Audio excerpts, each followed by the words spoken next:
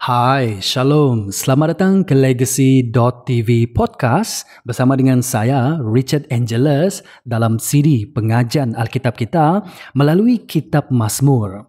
Nah, dalam episod kali ini kita akan mengkaji daripada Mazmur bab yang ke-11 dan versi ataupun terjemahan utama yang saya akan gunakan ialah daripada AVB, Alkitab versi Borneo.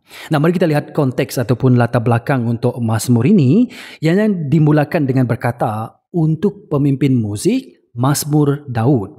Nah, dalam 1 Tawarikh bab yang ke-16 ayat yang ke-7, salah seorang yang dilantik oleh Raja Daud untuk menjadi ketua pemuzik ialah seorang yang bernama Asaf. Sebenarnya ada beberapa orang lagi, tapi salah seorang bernama Asaf, dan para penyanyi dan juga para pemuzik semuanya datang daripada Bani Lewi. Ianya seperti yang telah tersurat dalam 2 Tawarikh bab yang ke-5 ayat ke-12 hingga ayat ke-13. Nah, penulis untuk Mazmur ini dikatakan Mazmur Daud. Nah, ini boleh bermaksud ianya ditulis oleh Daud ataupun daripada Daud, ataupun kerana Daud ialah raja pada ketika itu. Ianya juga boleh bermaksud ianya didedikasikan kepada Daud ataupun ianya dihaskan untuk kegunaan Daud. Nah, selalunya kita tak berapa pasti siapakah penulis Mazmur ini.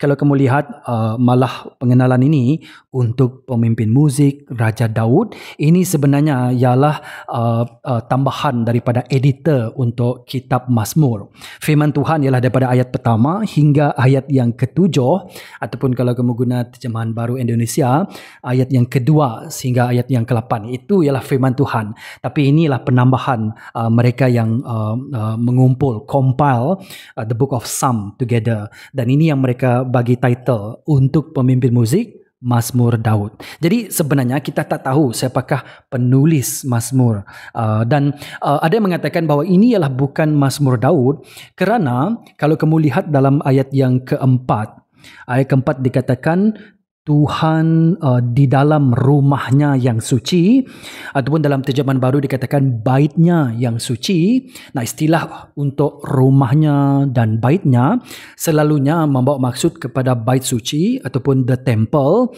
Dan kalau kamu perhatikan sejarah bahawa bait suci ataupun the temple itu hanya siap dibina lebih kurang dalam 13 tahun selepas kemangkatan Daud. Jadi ada yang mengatakan bahawa dengan ada rujukan rumah Tuhan ataupun bait Tuhan, ada mengatakan bahawa ini bukan ditulis oleh Daud kerana Daud sudah mangkat sebelum the temple ataupun bait suci itu siap dibina. Tetapi ada yang mengatakan juga bahawa istilah untuk rumahnya ataupun baitnya ianya juga boleh merujuk kepada kemah suci ataupun the tabernacle yang masih wujud ataupun masih ada semasa Daud masih hidup lagi. Jadi kamu boleh perhatikan bahawa ianya mungkin tidak ditulis oleh Daud, tapi mungkin juga ditulis oleh Daud.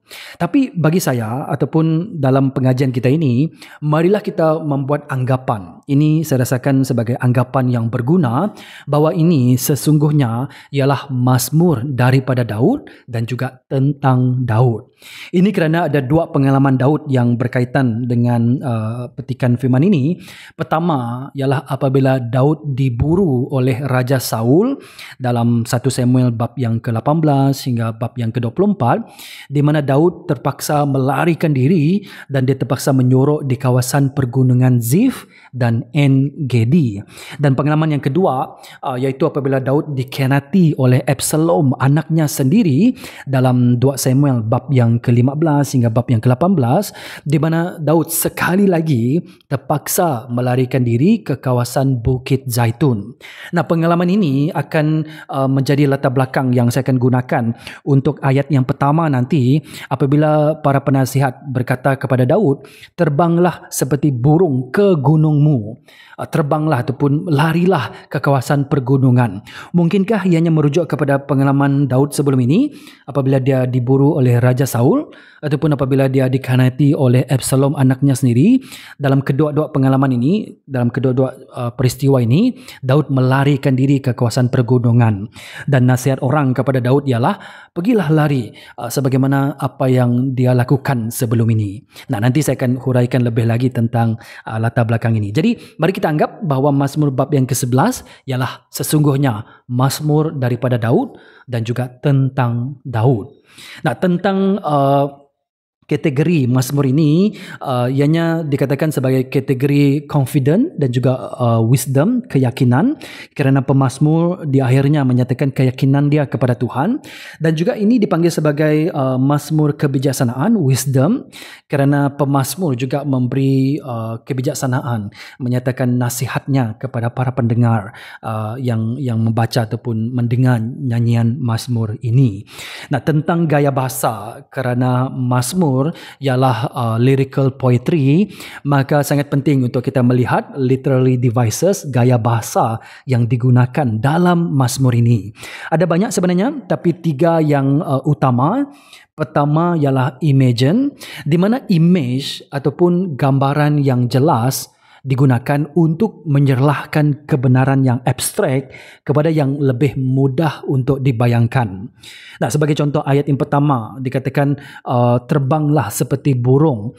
Dari itu sebenarnya membawa maksud lari dengan lekas, lari dalam ketakutan seperti burung terbang melarikan diri. Dan begitu juga dengan ayat yang ke-6 apabila dikatakan orang fasik ataupun orang yang zalim, dikatakan Tuhan akan menghukum mereka dengan arang menyala, ayat yang ke-6. Dan itu tidak lain tidak bukan membawa maksud tentang penghakiman Tuhan. Jadi image ni seperti burung ataupun dengan arang menyala, semua itu membawa kita kepada imajinasi supaya kita boleh lagi mendalami mazmur ini. Apakah yang perasaan ataupun keadaan yang mazmur ingin kita bayangkan. Sebab itu penggunaan imagine sangat-sangat penting dan sangat-sangat berguna dalam mazmur ataupun dalam poetry lah. So yang kedua ialah parallelisme. Ini sangat-sangat popular. Apabila idea itu diulang dengan maksud yang sama, kadang-kadang menggunakan ayat yang lebih kurang sama maksud, tetapi ianya membawa kepada yang pengertian yang lebih mendalam lagi. Contohnya ayat yang keempat dikatakan Tuhan ataupun Yahweh di dalam rumahnya yang suci, taktanya di syurga.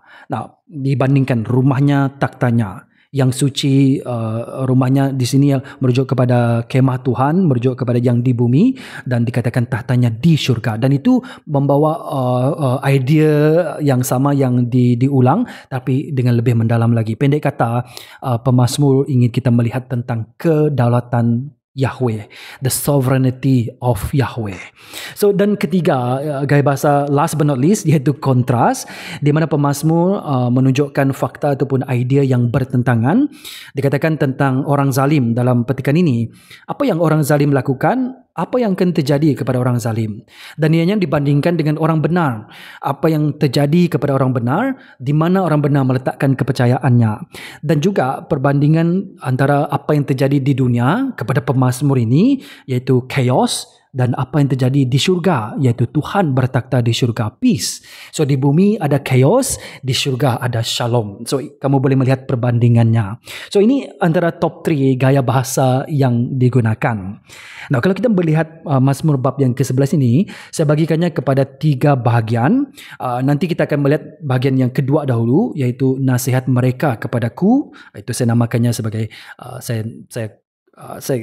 saya ringkaskan ayat yang pertama, bahagian yang pertama, bahagian yang kedua, ayat yang ketiga saya panggilnya sebagai nasihat mereka kepadaku. Kemudian kita melihat di awal petikan firman ini, ayat yang pertama, bahagian yang pertama, kepada Tuhan aku bernaung, dan akhir sekali kita akan melihat daripada ayat keempat hingga ayat ketujuh, kepada Tuhan aku percaya. Jadi saya akan bermula bukan daripada petikan ayat yang pertama, kita akan melihat daripada petikan ayat yang pertama, bahagian yang kedua. A bit confusing kalau kamu dengar melalui podcast, tapi kalau kamu menonton melalui YouTube, kamu boleh lihat apa yang saya cuba maksudkan. Walaupun nanti kamu akan melihat bahawa it make sense, it make more sense untuk kita jangan pergi kepada ayat pertama, bahagian pertama dahulu, tapi kita pergi kepada apa kata orang, nasihat orang kepada Daud dalam mazmur ini. Nah, mari saya bacakan dahululah. Saya bacakan melalui AVB, Alkitab versi Borneo, Mazmur bab yang ke-11. Untuk pemimpin muzik, Mazmur Daud. Kepada Yahweh aku bernaung. Betapa kamu boleh berkata kepadaku, terbanglah seperti burung ke gunungmu. Lihat, orang zalim melengkung busur dan memasang anak panah dalam senyap untuk memanah orang yang tulus hati. Jika asas dimusnahkan, apakah yang dapat dilakukan oleh orang yang benar? Yahweh di dalam rumahnya yang suci, taktanya di syurga. Dia memerhatikan dan menguji anak-anak manusia. Yahweh menguji orang yang benar, tetapi membenci orang durjana dan orang yang mencintai keganasan. Dia akan menghujani orang zalim dengan arang menyala, api dan belerang serta angin yang membakar akan menimpa mereka sebagai hukuman. Yahweh adalah benar, dia mencintai keadilan. Wajahnya menghadap kepada orang yang tulus. Ini firman Tuhan. Nah, mari kita lihat bahagian yang kedua. Saya namakan ini sebagai nasihat mereka kepadaku, kepada Daud. Nah, bahagiannya ayat yang pertama, bahagian yang kedua, kita mulakan daripada sana. Dikatakan, betapa kamu boleh berkata kepadaku. Ini kata-kata para penasihat kepada Daud. Ini kata mereka, terbanglah seperti burung ke gunungmu. Lihat, orang zalim melengkung busur dan memasang anak panah dalam senyap untuk memanah orang yang tulus hati. Jika asas dimusnahkan, apakah yang dapat dilakukan oleh orang yang benar? Nah, itu nasihat mereka kepada Daud. Nah, saya katakan nasihat mereka, iaitu kata kerja Mazmur. Ini kerana kalau kamu rujuk, sebab saya rujuk dalam salah satu komentari tentang Mazmur oleh Tramper Longman III. Dia berkata bahawa ayat Ibrani untuk ayat berkata itu sebenarnya kata kerja Mazmur. Jadi ayat kamu, betapa kamu itu merujuk kepada bukan satu orang tapi kepada ramai orang, dan ianya merujuk kepada para penasihat Daud. Dan ini nasihat para penasihat Daud kepadanya, ayat yang pertama hingga ayat yang ketiga ini. Nah, siapakah mereka ini? Mungkin besar kemungkinan para penasihat politik ataupun para penasihat militer Raja Daud, contohnya seperti Ahitofel dan juga Husai orang Arki, ataupun ini juga merujuk kepada para sahabat Daud yang memberi nasihat kepadanya. Walaupun mereka bukan satu orang tapi ramai orang memberi nasihat kepada Daud. Nah, persoalan dia, apakah nasihat mereka? Yang pertama saya simpulkan sebagai seolah-olah mereka mau bagi tahu kepada Daud, larikan diri sebagaimana kamu melarikan diri sebelum ini. Apabila mereka berkata tentang terbanglah seperti burung ke gunungmu, ayat untuk burung itu seolah-olah dia diancam. Dan kalau burung, contohnya apabila burung itu diancam, ya burung itu tidak akan melawan balik selalunya lah, dan burung itu tidak akan berdiri teguh, burung itu akan terbang. Dia akan terbang dengan ketakutan. Dan mereka kata, terbanglah, larilah dengan ketakutan seperti burung ke gunungmu, mereka kata. Dan ini gunung merujuk kepada tempat yang selamat ataupun tempat yang ada banyak perlindungan, ada banyak gua selalunya di pergunungan di Yudea pada ketika itu. Dan gunung selalunya dilihat sebagai vantage point apabila ianya berada di atas pihak musuh. Jadi kalau pihak musuh datang, kalau kamu di kawasan pergunungan, kamu boleh melihat, boleh memerhati pihak musuh kamu. Jadi dipendekkan cerita, mereka seolah-olah memberi nasihat kepada Daud, larikan diri sebagaimana sebelum ini engkau telah melarikan diri. Nah, ingat mereka katakan ke gunungmu, terbanglah seperti burung ke gunungmu, your mountains ataupun your personal mountain dalam New International Version NIV. Nah, bermaksud pergilah terbang melarikan diri dengan ketakutan ke gunungmu sendiri, ke gunung Daud sendiri. Adakah ini merujuk kepada tempat di mana dia melarikan diri sebelum ini? Sebab itu saya katakan tentang pengalaman Daud itu sangat-sangat penting. Adakah ianya merujuk kepada pergunungan Sif dan juga En-Gedi, ataupun ianya merujuk kepada kawasan bukit, di Bukit Zaitun. Jadi walaupun mereka penasihat Daud pada ketika ini, mahu Daud melarikan diri sebagaimana dia melarikan diri daripada Raja Saul dan juga anaknya sendiri Absalom sebelum ini. So, itu nasihat pertama mereka, run for your life. Larikan diri ke kawasan pegunungan sebagaimana kamu melarikan diri sebelum ini. Bayangkan itu nasihat mereka. Nah, nasihat mereka yang kedua, saya boleh tangkapnya sebagai pihak musuh sudah bersedia dan akan menghendap kamu, Daud, larikan diri. Mereka katakan dalam ayat kedua, lihat, orang zalim melengkung busur dan memasang anak panah dalam senyap untuk memanah orang yang tulus hati. Mereka katakan lihat, urgent, ada ayat koma di sana, lihat. Dan apabila memberi gambaran melengkung busur, itu menunjukkan bahawa orang itu sudah bersedia untuk memanah. Kalau kita gunakan seperti senjata pistol, loaded gun, dan mereka memasang anak panah mereka dengan senyap. Ini seolah-olah memberi suatu gambaran ada komplot terjadi. Ingat lagi apa yang Absalom dan juga Ahitofel melakukan suatu komplot ingin menjatuhkan Daud. Itu memberi gambaran yang this is happening. Seolah-olah ada orang dalaman yang sedang merancang untuk membunuh Daud, untuk menjatuhkan Daud. Jadi kalau ada orang dalaman, mereka katakan larilah, ada orang dalaman, ada pihak musuh yang sudah bersedia untuk menangkap kamu, mereka akan menghendap kamu, Daud, jadi kamu larilah. So itu yang mereka cuba sampaikan kepada Daud. Dan yang ketiga yang saya perhatikan, mungkinkah mereka juga berkata, Daud, selamatkan diri kamu sendiri, pelihara diri kamu sendiri, self-preservation, pelihara diri kamu sendiri kerana kamu sudah tidak ada harapan lagi. Nah, ini sampai daripada ayat yang ketiga, apabila mereka berkata, jika asas dimusnahkan, apakah yang dapat dilakukan oleh orang yang benar? Nah, apabila mereka berkata tentang asas, dalam AVB dikatakan asas, sebenarnya ini juga ayat Mazmur. Kalau kamu refer kepada terjemahan baru Indonesia, dasar-dasar ataupun Jewish Publication Society, foundations. So ianya bukan asas tetapi asas-asas. Nah, asas-asas ini besar kemungkinan merujuk kepada dasar-dasar ataupun asas-asas moral dan sosial sesebuah kerajaan di mana keadilan dan juga kebenaran itu boleh berdiri ataupun dilaksanakan, dan mereka seolah-olah berkata, Daud, asas kerajaan kamu telah dimusnahkan. Dan apabila tidak ada asas lagi, keadilan tidak akan terjadi, kebenaran tidak akan terjadi. Kamu hanya ada satu option, Daud, mereka kata, seolah-olah mereka katakan. Kalau ianya asas itu sudah dimusnahkan, apa yang dapat dilakukan oleh orang benar? Ini sebenarnya soalan retorik. Sebenarnya mereka berkata, Daud, kerajaanmu dan juga dirimu kamu sendiri, asasnya telah dimusnahkan. Kamu tak boleh lakukan apa-apa lagi. Larilah diri. Seolah-olah itu yang mereka katakan kepada Daud. Ini soalan retorik. Jadi apabila saya baca, apakah nasihat mereka kepada Daud?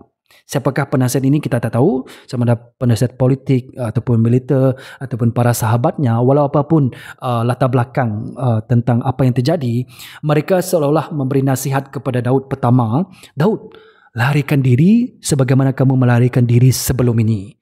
Dan ini merujuk kepada dia melarikan diri daripada Raja Saul dan juga anaknya Absalom. Larikan diri. Lari dengan takut ke kawasan pegunungan. Gunungmu, your mountains. Larikan diri just like what you did before. Kedua, seolah-olah mereka memberi nasihat. Pihak musuh sudah bersedia sekarang. Dan bila-bila masa saja mereka akan menghendap kamu. Lebih baik kamu melarikan diri. Ketiga, self-preservation. Peliharalah dirimu sendiri, Daud, kerana kamu sudah tidak ada harapan lagi. You have no more hope, just run. Apa yang mereka nasihatkan kepada Daud? Larikan diri. Nah, ini nasihat mereka. Nah, ini menarik sebab kalau kita lihat tentang kesan-kesan nasihat mereka ini, ianya membawa kepada ketakutan. Ianya juga membawa kepada ketidakpercayaan. Ianya seolah-olah memberi suatu gambaran bahawa there is no more hope, tidak ada pengharapan lagi. Dan ianya memberi nasihat seperti ini, menjadikan Daud ataupun pemazmur ini mementingkan dirinya sendiri, for your own self-preservation, larikan diri. Dan dengan itu juga mereka tidak memberi nasihat kepada Daud untuk melihat ataupun mencari Tuhan. Tidak ada nasihat supaya Daud mencari Yahweh. Dan ini nasihat-nasihat mereka yang membawa kesan ketakutan, ketidakpercayaan, tiada pengharapan, mementingkan diri sendiri, dan menjadikan Daud tidak melihat dan tidak mencari Tuhan. Beware dengan nasihat-nasihat mereka seperti ini. Nah, mari saya senaraikan beberapa jenis-jenis ataupun kategori penasihat. Yang pertama ialah kadang-kadang orang yang memberi nasihat kepada kita, mereka ikhlas, tetapi mereka kurang kebijaksanaan. They have lack of discernment. They are sincere but lack of discernment. Nah, mungkinkah ini ialah kategori ataupun jenis para penasihat ataupun para sahabat Daud dalam Mazmur bab yang ke-11 ini? Mereka ikhlas, mereka mahu, seolah-olah mereka ikhlas, mereka mahu Daud supaya tidak dibunuh, supaya Daud dapat menjaga, memelihara hidupnya. Jadi larilah Daud, mereka kata. Adakah mereka ikhlas? Tetapi buat masa ini saya perhatikan nasihat mereka itu kurang bijak, lack of discernment. Sama seperti bagaimana Daud pernah diberi nasihat oleh anak buahnya sendiri dalam 1 Samuel bab yang ke-24 ayat ke-4 hingga ayat ke-7. Tetapi mari saya just baca ayat yang ke-4. Ini apabila Raja Daud melarikan diri daripada Raja Saul. Dia belum lagi menjadi raja pada ketika itu, dan anak buahnya melihat ada peluang untuk Daud membunuh Raja Saul. Dan anak buahnya berkata, lalu orang Daud berkata kepadanya, inilah hari yang difirmankan Yahweh kepada Tuhan, sesungguhnya aku akan menyerahkan musuhmu ke dalam tanganmu, lakukanlah terhadap dia menurut apa yang kau pandang baik. Akhirnya Daud tidak membunuh Raja Saul kerana Daud percaya bahawa Saul itu masih lagi pilihan Tuhan, the anointed one yang diurapi oleh Tuhan. Tapi kalau kamu baca nasihat anak buah Daud ini, suruh Daud membunuh Raja Saul. Malah dia gunakan nama Tuhan begitu. Tuhan telah berkata kepadanya. So, dia ikhlas, dia ingin menolong Daud. Dia ingin membalas dendam untuk Daud. Tetapi tindakan ataupun nasihat dia kurang kebijaksanaan. Sama seperti isteri Ayub memberi nasihat kepada Ayub, pergi matilah, dia katakan. Sama juga seperti larangan Petrus kepada Yesus dalam Matius bab yang ke-16 apabila Yesus berkata tentang kematiannya dan Petrus berkata ini tak boleh terjadi. Tuhan Yesus, ini tak boleh terjadi. Kemudian Yesus berkata, get away from me Satan. Nyah engkau daripadaku iblis. Apa yang dalam Petrus ini ikhlas supaya Yesus tidak mati. Dia melarang hal ini terjadi. Tetapi Yesus melihat ini sebagai salah satu mindset of iblis. Sebab itu dia katakan, get away from me Satan. Jadi nasihat ataupun larangan Petrus itu ikhlas, tetapi lack of discernment. Nah, itu jenis yang pertama. Dan tentang mereka ini, saya ingin kita melihat dari segi firman dikatakan dalam Pengkhotbah ayat ketiga, bab yang ketiga ayat pertama, dikatakan bagi segala sesuatu ada musimnya. Ada waktu untuk kita takut dan melarikan diri. Ada waktunya juga untuk kita berdiri teguh dan kita beriman. Nah, tentang kes Daud melarikan diri daripada Raja Saul, saya rasakan it is wise, hanya bijaksana untuk dia melarikan diri. Tetapi dalam Mazmur bab yang ke-11 ini, walau apapun terjadi, kita tak tahu latar belakangnya yang sebenarnya, ini ialah bukan waktu untuk Daud melarikan diri. Ini ialah waktu untuk Daud beriman dan berdiri teguh. Ada musimnya bagi segala sesuatu, tapi ini ialah waktu untuk Daud tidak melarikan diri supaya dia berdiri teguh, beriman kepada Tuhan. Jadi jenis yang pertama, penasihat. Mereka ikhlas, tapi mereka kurang kebijaksanaan. Oleh itu kamu kena fikirkanlah, is this a good advice? Kadang-kadang it is a good advice, itu nasihat yang baik sebenarnya, tetapi mungkin tidak sesuai buat masa itu. Jadi mungkinkah ini yang dinasihatkan oleh para penasihat Daud dalam Mazmur bab yang ke-11 ini. Nah, ada juga penasihat yang memberi nasihat untuk memelihara kedudukan mereka sendiri. Ianya nasihat mereka boleh jadi baik, mungkin boleh jadi benar, tapi boleh juga jadi jahat ataupun nasihat yang bodoh. Tapi ini untuk self-preservation. Penasihat memberi nasihat supaya mereka kedudukan mereka itu terjamin. Sama seperti nasihat Gamaliel yang saya boleh fikirkan. Apabila Gamaliel memberi nasihat dalam Kisah Para Rasul bab yang kelima, ayat ke-34 hingga ayat ke-39, tapi mungkin saya just baca ayat ke-38. Dia berkata, dengan demikian dalam hal ini aku cadangkan, jangan ambil apa-apa tindakan terhadap orang itu, iaitu terhadap para Rasul Yesus. Bebaskan mereka. Kalau rancangan atau usaha ini daripada manusia, segalanya akan hilang begitu saja. Sebaliknya, kalau segalanya itu datang daripada Allah, saudara-saudara tidak mungkin menumpaskannya, malah mungkin akan ternyata bahawa saudara-saudara melawan Allah. Nah, nasihat ini ialah self-preservation, memelihara kedudukan dia sendiri supaya dia tidak bersalah di hadapan Tuhan. Jadi dia beri nasihat yang kalau ini pergerakan datang daripada Tuhan, mereka tidak boleh dihentikan, malah kita telah melawan Tuhan.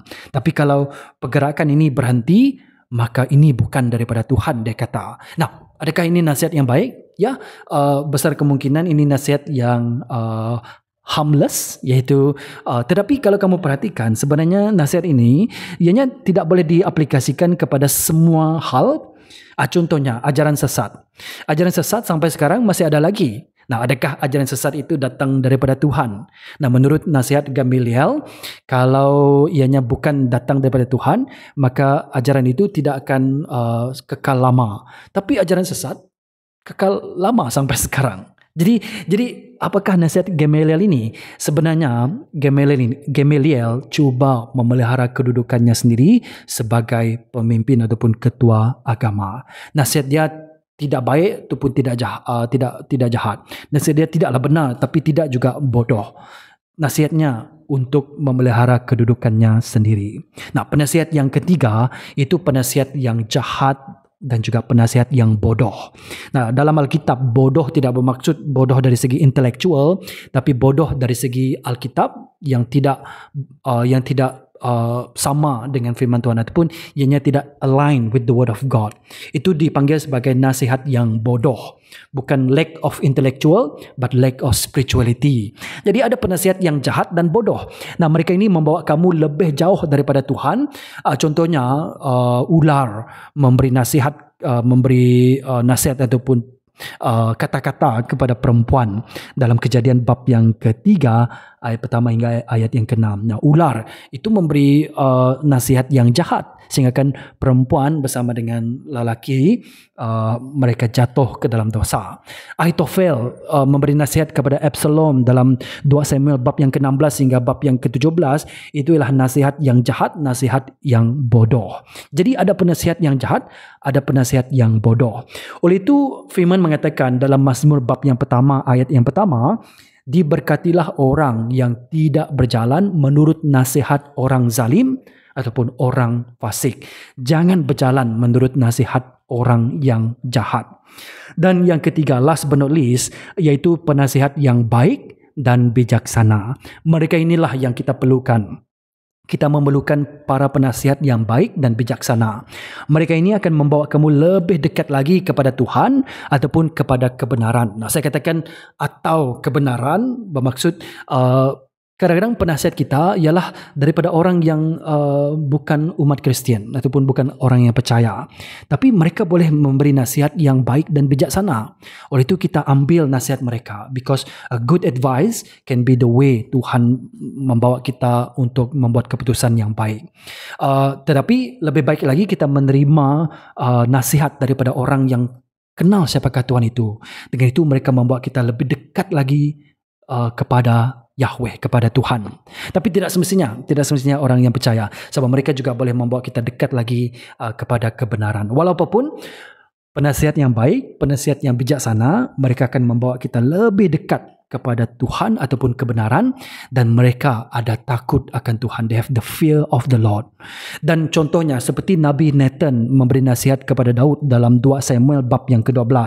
Begitu juga dengan Yitro, iaitu bapa mertua Musa, dalam Keluaran bab yang ke-18 memberi nasihat yang sangat-sangat bernas.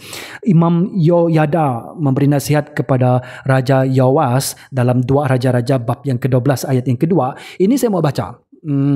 Dua Raja-Raja bab yang ke-12 ayat yang kedua dikatakan, Yoas, dia sangat-sangat muda menjadi raja, Yoas melakukan apa yang benar di mata Yahweh seumur hidupnya selama Imam Yoyada mengajar dia.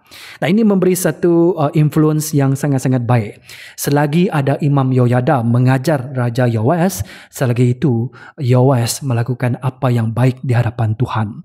That is the beauty of ada penasihat yang bijaksana dan baik, menjadikan kita lebih dekat lagi kepada Yahweh. Nah, ayat firman yang sesuai dengan ini ialah dalam Amsal bab yang ke-11 ayat yang ke-14 dikatakan, jika tidak ada pemimpin, jatuhlah sesuatu bangsa. Tetapi jika banyak penasihat, merujuk kepada penasihat baik, keselamatan terjamin. Jika banyak penasihat baik, keselamatan terjamin. Amsal bab yang ke-11 ayat yang ke-14. Jadi kamu perhatikan siapakah jenis-jenis penasihat yang ada di sekeliling kamu. Mungkin ada yang memberi nasihat yang ikhlas tetapi kurang bijaksana, lack of discernment. Untuk ini kamu kena sesuaikan diri. Is this a good season? Adakah ini masa yang sesuai untuk kamu ambil nasihat dia? Ataupun ianya tidak sesuai. Kedua ialah penasihat yang memberi nasihat untuk memelihara kedudukan diri mereka sendiri. Ketiga, penasihat yang jahat dan bodoh, itu kamu jangan dengar. Tetapi penasihat yang baik dan bijaksana ini yang kamu harus cari, ini yang kamu harus dengar. Jadi, mereka memberi nasihat kepada Daud. Dan mari saya ulang sekali lagi, nasihat mereka seolah-olah berkata kepada Daud, larikan diri sebagaimana sebelum ini kamu melarikan diri. Mereka seolah-olah berkata, pihak musuh sudah bersedia dan akan menghadap kamu Daud, larikanlah diri. Ataupun mereka juga berkata, memelihara diri kamu Daud, kerana tidak ada pengharapan lagi, lari. Jadi apapun nasihat mereka supaya Daud melarikan diri, terbanglah seperti burung ke gunungmu. Ini saya katakan sebagai nasihat yang ikhlas datang daripada mereka, tetapi lack of discernment, kurang kebijaksanaan. Oleh itu Daud berkata, disebabkan nasihat-nasihat ini, Daud berkata bahawa kepada Tuhan aku bernaung. Dia tidak akan bernaung kepada nasihat para penasihatnya pada ketika ini walaupun mereka ikhlas, tapi this is not a right time untuk dia percaya ataupun menerima nasihat mereka. Daud sekarang dia berfokus kepada Tuhan. Ayat yang pertama dia berkata, bahagian pertama dia berkata, kepada Yahweh aku bernaung. Terjemahan Baru Indonesia mengatakan pada Tuhan aku berlindung. Ataupun dalam firman Allah yang terbuka berkata, aku telah mempercayakan diri kepada Tuhan. Ataupun Jewish Publication Society mengatakan, in the Lord I take refuge. Ataupun dalam King James Version berkata, in the Lord I put my trust. Daud sekarang berfokus kepada Tuhan. This is the time for me untuk tidak melarikan diri. Inilah masa saya untuk beriman dan berdiri teguh. Kepada Yahweh lah, padanya aku percaya. In the Lord I will put my trust. I will take refuge. Kepada dialah aku bernaung, berlindung dan mempercayakan diri. Wow. Dan oleh itu kita melihat keyakinan pemazmur. Daud akan selamat, dia akan dilindungi bukan dengan dia pergi melarikan diri ke gunung, the hills, tetapi kepada Tuhan ataupun di dalam Tuhan. Ini keyakinan dia akan selamat bukan dengan melarikan diri tapi dengan bernaung, berlindung di dalam Yahweh. Nah, kebijaksanaan pemazmur ini ialah bukan waktu untuk dia takut ataupun melarikan diri, tapi untuk dia berdiri teguh dengan iman. Oleh itu dia meletakkan kepercayaannya kepada Tuhan. Daripada ayat ke-4 hingga ayat ke-7 saya perhatikan bagi mereka orang zalim, orang fasik, mereka bertanya soalan retorik sebenarnya, apakah yang dapat dilakukan oleh orang yang benar? Sebenarnya mereka seolah-olah berkata kepada Daud, kamu tak boleh lakukan apa-apa lagi. It is hopeless, tak ada pengharapan lagi. Tapi sebenarnya persoalan mereka ini boleh dijawab dengan affirmative, iaitu apa yang orang benar dapat lakukan? tidak lain tidak bukan, orang benar harus percaya kepada Tuhan. Nah, orang benar ini kamu jangan takut. Ini tergolong kepada kita juga yang percaya kepada Tuhan yang benar. Selagi kita percaya kepada Tuhan yang benar, maka kita dipanggil sebagai orang benar. Orang benar ialah bukan orang yang dikira dari segi perfection. Orang benar ialah bukan orang sempurna. Orang benar ialah bukan orang yang perfectly secara ethical juga, tak semestinya begitu. Orang benar ialah orang yang mempercayai, mengimani Tuhan yang benar. Jadi apa yang orang benar lakukan? Marilah kita percaya kepada Tuhan, percaya kepada Yahweh. Yang pertama, kita percaya kerana Tuhan ada di tengah-tengah umatnya. Pemazmur berkata, Yahweh ada di dalam rumahnya yang suci. Bait suci ataupun kemah suci ialah peringatan bahawa Tuhan bersemayam di tengah-tengah umatnya. Ini janji Tuhan. Kalau ada kemah suci, kalau ada bait suci, Tuhan dikatakan akan bersemayam, akan tinggal di tengah-tengah umatnya. Sebagaimana yang dia nyatakan dalam Keluaran bab yang ke-25 ayat yang ke-8. Dan dengan itu peringatan bahawa Tuhan menyertai kita dan Tuhanlah yang akan melindungi umatnya. Dan siapakah umatnya? Ini adalah orang yang tulus hati. Ayat kedua hingga ayat ketujuh, orang yang tulus hati ialah orang yang benar. Dalam ayat ketiga dan juga ayat yang kelima, ini termasuk pemazmur iaitu Daud sendiri. Kenapa Daud harus percaya kepada Tuhan? Apa yang harus dilakukan oleh Daud? Apakah harus dilakukan oleh orang benar? Dia percaya. Kenapa? Kerana Tuhan ada di tengah-tengah umatnya. Kedua, pemazmur Daud percaya kerana Tuhan bertakhta di syurga. Dia katakan takhtanya di syurga. Ini menunjukkan tentang kedaulatan Tuhan. Raja dan juga kerajaan dunia itu semuanya tergoncang. Tetapi Tuhan Yahweh tetap bertakhta. Everything is under control. Semuanya di bawah kawalannya. Kenapa dia harus percaya? Kerana Tuhan bertakhta di syurga. God reign. Dia tetap bertakhta. Ini kedaulatan Tuhan. Ketiga, kenapa dia harus percaya? Kerana Tuhan akan bertindak dan berlaku adil. Jadi selepas Tuhan memahati dan menguji, dia akan menyelamatkan orang benar dan menghakimi orang zalim ataupun orang fasik, ataupun orang durjana, ataupun orang yang mencintai keganasan ataupun mencintai kekerasan. Tuhan akan menghakimi mereka. Mereka akan minum murka Allah. Kalau kita rujuk dalam terjemahan baru Indonesia, dikatakan bahawa kalau dalam AVB dikatakan akan menimpa mereka sebagai hukuman dalam ayat yang ke-6 yang terakhir itu. Terjemahan baru mengatakan mereka akan minum isi piala murka Tuhan. Ataupun dalam King James Version, portions of their cups will be filled with the wrath of God.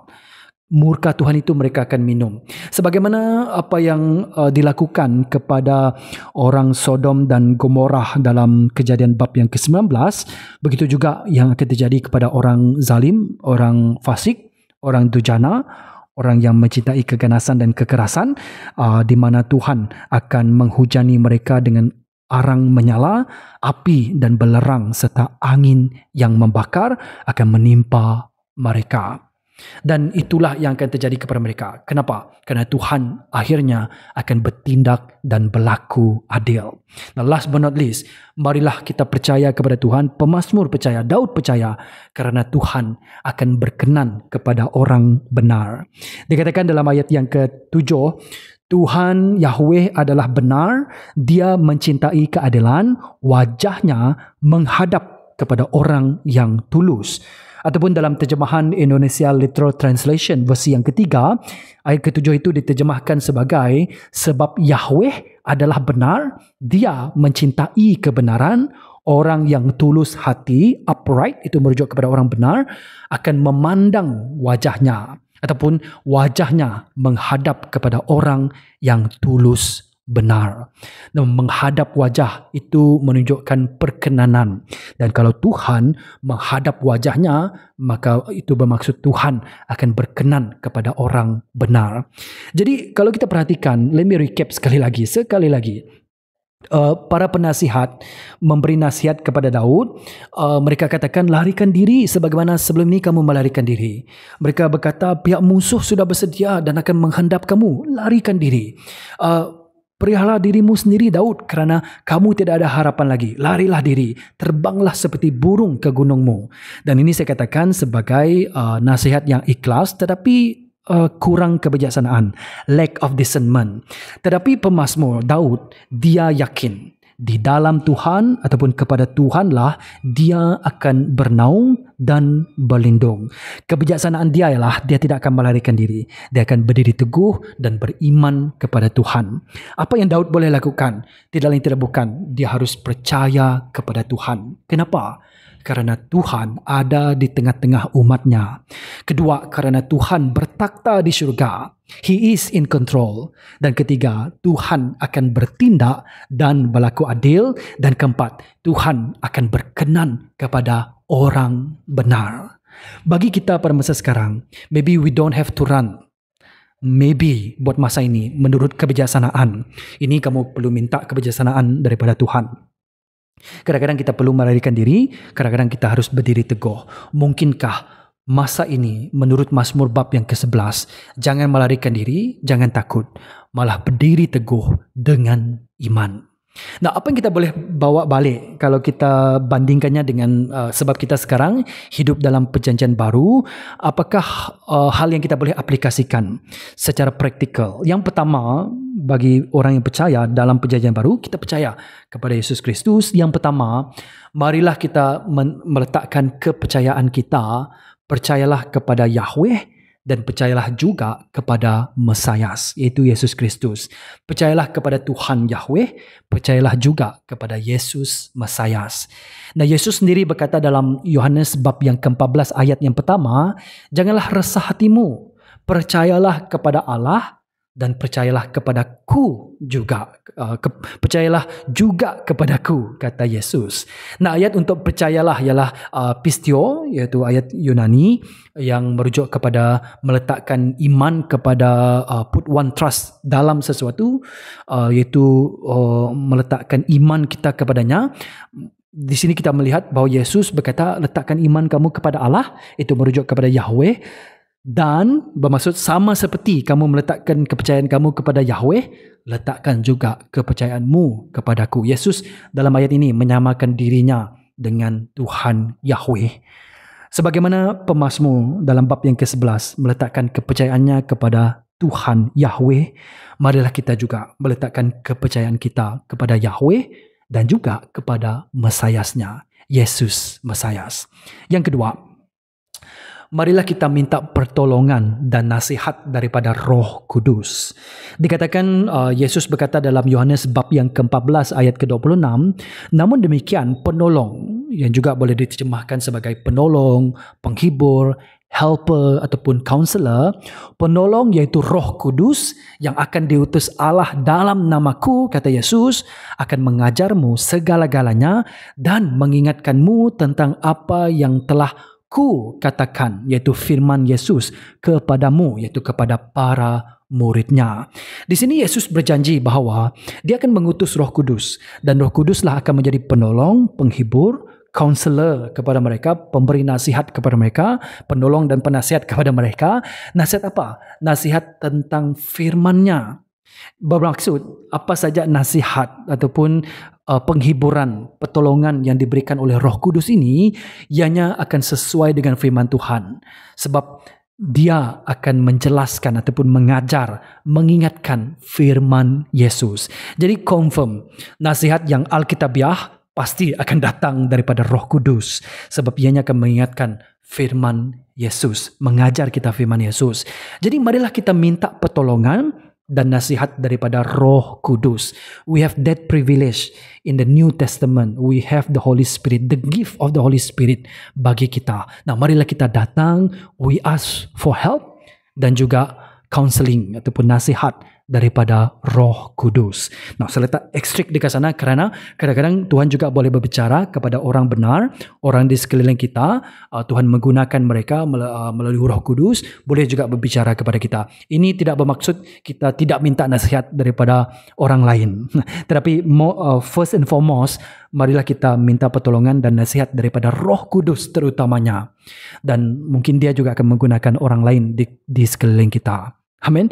Because kita ada gift of the Holy Spirit. Kurnia itu telah diberikan kepada kita. Marilah kita meminta pertolongan dan nasihat daripada Roh Kudus. Ini janji Yesus Kristus. Dan nasihat pertolongan daripada Roh Kudus itu pasti Alkitabiah. Kerana ianya menyatakan tentang mengingatkan kita dan mengajar kita tentang firman Yesus. Now last but not least, di dalam Mesias dan Yahweh, kita boleh diselamatkan, kita boleh dilindungi. Di dalam Mesias, Yahweh di pihak kita. Seperti saya sarankan kamu baca Roma bab yang ke-8 ayat ke-32 sampailah ayat ke-39. Tapi kalau kita lihat ayat yang ke-31, Roma bab yang ke-8 ayat ke-31, dikatakan jika Allah merujuk kepada Yahweh, jika Allah memihak kepada kita, iaitu orang benar, orang yang percaya kepada Tuhan yang benar, iaitu Yahweh. Jika Allah memihak kepada kita, siapa dapat melawan kita? Ini juga soalan retorik, bahawa kalau Tuhan di pihak kita, tidak ada sesiapa pun yang boleh melawan kita.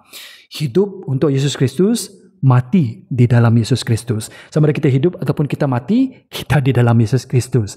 Di dalam Mesias, Yahweh di pihak kita. Marilah kita berkata seperti pemazmur ini, kepada Yahweh, kepada Mesias, aku bernaung. Jadi ini 3 hal yang kita boleh bawa balik, yang kita harus aplikasikan sebagai pengikut Yesus Mesias. Pertama, percaya kepada Yahweh, percayalah juga kepada Mesias. Kedua, minta pertolongan dan nasihat daripada Roh Kudus. Dan ketiga, di dalam Mesias, Yahweh di pihak kita. Siapa yang dapat melawan kita? Persoalan penasihat Daud pada ketika ini, apakah yang dapat dilakukan oleh orang yang benar? Tidak lain tidak bukan percaya kepada Yahweh dan Mesiasnya. Saya mendoakan supaya kamu terdorong. Tadi mungkin saya ada tersilap cakap dan sebagainya, saya minta maaf. But this is live kan, saya tidak ada cut-cut. Saya tidak memotong apapun ayat perkongsian ini. Saya live terus. Dan kalau ianya memberkati kamu, kongsikannya kepada yang lain juga, supaya ramai lagi yang boleh tahu tentang kewujudan Legacy.tv podcast. Dan kalau kamu sudah berkongsi, saya ingin mengucapkan ribuan terima kasih. Sehingga jumpa lagi dalam episod ataupun dalam mazmur yang seterusnya. Shalom.